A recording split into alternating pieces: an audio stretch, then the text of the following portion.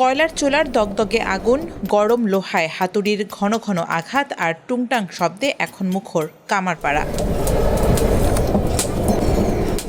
লোহা আগুনে পুড়িয়ে পিটিয়ে ও ধার দিয়ে তৈরি করা হচ্ছে দা, বটি, চাপাতি, ছুরিসহ নানান ধরনের পশু জবাই ও মাংস কাটার সরঞ্জাম।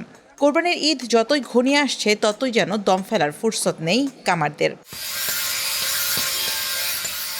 এই পেশায় জড়িতরা বলছেন, সারা বছর পশু জবাইয়ের সরঞ্জাম বিক্রি হলেও কোরবানির ঈদে চাহিদা থাকে সবচেয়ে বেশি।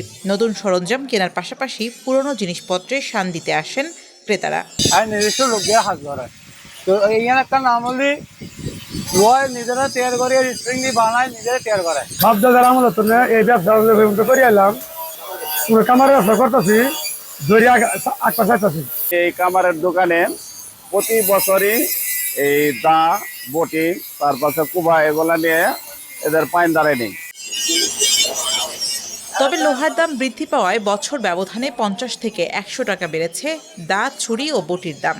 আকার ও মানভেদে দা 250 থেকে 350 টাকা, ছুরি 150 থেকে 400 টাকা, বটি 300 থেকে 500 টাকা এবং চাপাতি বিক্রি হচ্ছে 1000 থেকে 1500 টাকায়।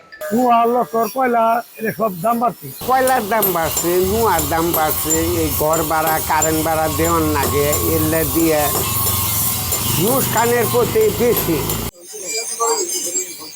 সংশ্লিষ্টরা বলছেন, শুধুমাত্র কোরবানির ঈদ কেন্দ্র করে দেশ জুড়ে দা, বটি, ছুরি, চাপাতির বাণিজ্য ছাড়ায় কোটি টাকার ঘরে।